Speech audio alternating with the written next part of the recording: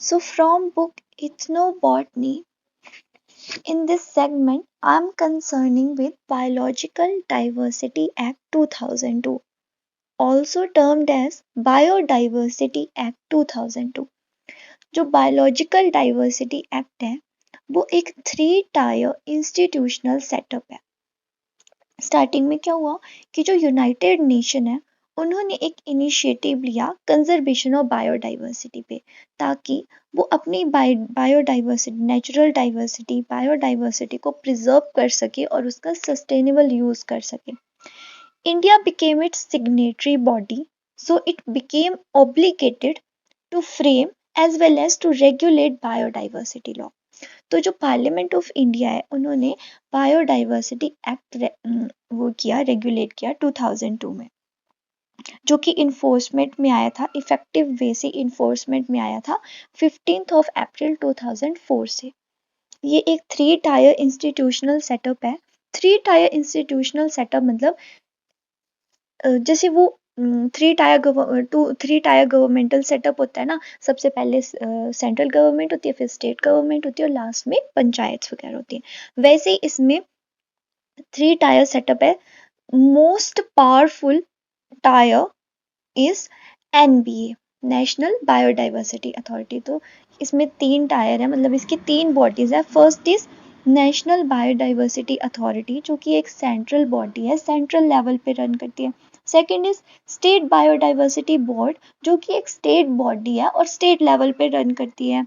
और जो थर्ड है वो है वीएमसी, बायोडाइवर्सिटी मैनेजमेंट कमिटीज, जो कि लोकल और पंचायत लेवल पे रन करती हैं, लोकल लेवल्स पे ड्राफ्ट की गई हैं। Okay, now proceeding to goals of biodiversity act. इस एक्ट के गोल थे, इस एक्ट के 3 ऑब्जेक्टिव्स थे, 3 गोल थे। पहला था बायोडाइवर्सिटी की कंजर्वेशन करना, दूसरा सस्टेनेबल बेसिक कंपोनेंट्स को बायोडाइवर्सिटी को नेचुरल डाइवर्सिटी को यूज करना, और थर्ड फेयर और equitable sharing of benefits arising of utilization of genetic resources, कि हम जो भी प्लांट और जेनेटिक रिसोर्सेज यूज कर रहे हैं उनसे जो प्रॉफिट जनरेट हो रहा है उसको फेयर और इक्विटेबल मैनर में शेयर करना, जिनके थ्रू वो अराइज हो रहा है उनके उनके साथ, और जो उससे प्रोडक्शन कर रहे हैं उनके साथ भी। ठीक है, तो जो बायोलॉजिकल डाइवर्सिटी एक्ट है वो 11 चैप्टर्स में है। वो जो कॉन्स्टिट्यूशन है उसके 11 चैप्टर्स हैं, चैप्टर्स में है चैप्टर 1 टू चैप्टर 11, और उसमें 65 आर्टिकल्स इंक्लूडेड है। तो चैप्टर 1 जो है वो टाइटल और डेफिनेशन कंटेन करता है। Chapter 1 deals with title and definition, और इसमें 2 आर्टिकल है, आर्टिकल 1 आर्टिकल 2।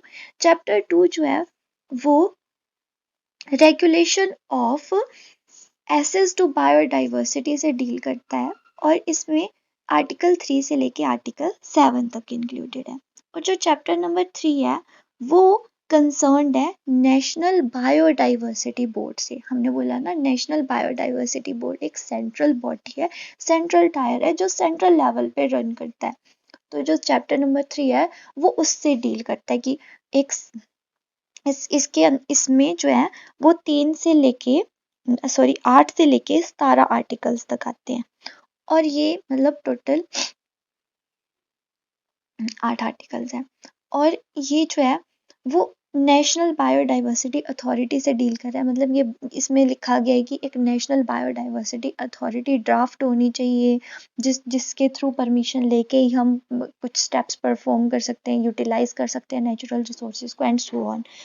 फिर उसके बाद फोर्थ है power and functions of national biodiversity authority. जो एनबीए है सेंट्रल बॉडी, उसके क्या फंक्शंस एंड पावर्स हैं वो बताता है, वो लिखा गया है चैप्टर 4 में। और इसमें जो है सिर्फ एक आर्टिकल है, आर्टिकल नंबर 18। नाउ चैप्टर 5 जो है वो कंसर्न्ड है approval bye national biodiversity authority. मतलब कि अगर हम किसी जेनेटिक रिसोर्स को यूटिलाइज करना चाहते हैं, हम अपने रिसोर्सेज को किसी फॉरेन कंट्री के साथ शेयर करना चाहते हैं, उनको पेटेंट करना चाहते हैं, तो हमें पहले नेशनल बायोडाइवर्सिटी अथॉरिटी जो कि सेंट्रल बॉडी है उससे अप्रूवल लेना पड़ेगा। और जो चैप्टर नंबर 6 है वो कंसर्न है स्टेट बायोडाइवर्सिटी बोर्ड से, कि एक स्टेट बायोडाइवर्सिटी बोर्ड होना चाहिए, उसके कुछ फंक्शंस होने चाहिए, वो इसमें लिखा हुआ है कि उसके क्या पावर्स हैं, क्या फंक्शंस हैं, ओके एंड सो ऑन। उसके बाद है chapter number 7। Chapter number 7 deals with finance, account and audit of national biodiversity authority. इसमें जो है वो 26 से लेके 30 आर्टिकल्स तक इंक्लूडेड है। चैप्टर नंबर 8 जो है वो डील करता है फाइनेंस, ऑडिट और accounts of central biodiversity board. इसमें भी 5 आर्टिकल्स हैं 31 से 35 तक। फिर उसके बाद है चैप्टर नंबर 9, वो जो है डील करता है ड्यूटीज ऑफ सेंट्रल और स्टेट गवर्नमेंट, कि सेंट्रल और स्टेट गवर्नमेंट की बायोडाइवर्सिटी कंजर्वेशन में क्या ड्यूटीज हैं। इसमें भी 5 आर्टिकल्स हैं 36 से 40 तक। फिर चैप्टर नंबर 10, ये कंसर्न है बायोडाइवर्सिटी मैनेजमेंट कमिटीज, जो थर्ड लोकल टायर था उससे, कि उसकी ड्राफ्टिंग होनी चाहिए, लोकल लेवल पे रन करनी चाहिए, उसके क्या कॉन्स्टिट्यूशनल प्रोविजंस है and so on. And second last which is chapter number 11, वो कंसर्न है लोकल बायोडाइवर्सिटी फंड से, कि जो बायोडाइवर्सिटी मैनेजमेंट कमिटीज हैं जो लोकल लेवल पे रन करती है उनको फंड असाइन होने चाहिए, कौन असाइन करता है, किस वे से असाइन हो रहे हैं, क्या कॉन्स्टिट्यूशनल प्रोविजंस है लोकल बायोडाइवर्सिटी फंड के एंड सो ऑन, वो इसमें इंक्लूडेड है। And last is chapter number 12 which deals with miscellaneous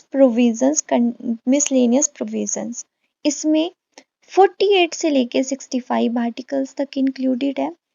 और ये अगर मतलब कोई इंसान जो है वो बायोडाइवर्सिटी कंजर्वेशन को वायलेट करता है तो उनको क्या पेनल्टीज पड़ेंगी वगैरह वगैरह, की पहले जो होता था वो जेल होती थी, 5 साल तक की जेल हो सकती थी, और फिर फाइन वगैरह डलता था कि 10 लाख तक का फाइन डल सकता है, और अगर उससे भी ज़्यादा का लॉस हो रहा है तो उसका प्रोपोर्शन में फाइन डल सकता है। तो वो वगैरह जो वो प्रोविजंस और पेनल्टीज जो थी वो लास्ट आर्टिकल में है।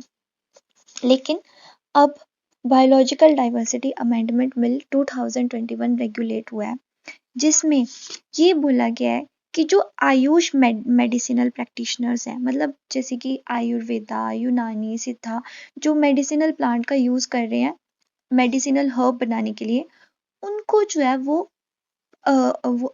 परमिशन लेने की ज़रूरत नहीं है नेशनल बायोडाइवर्सिटी अथॉरिटी और स्टेट बायोडाइवर्सिटी अथॉरिटीज से।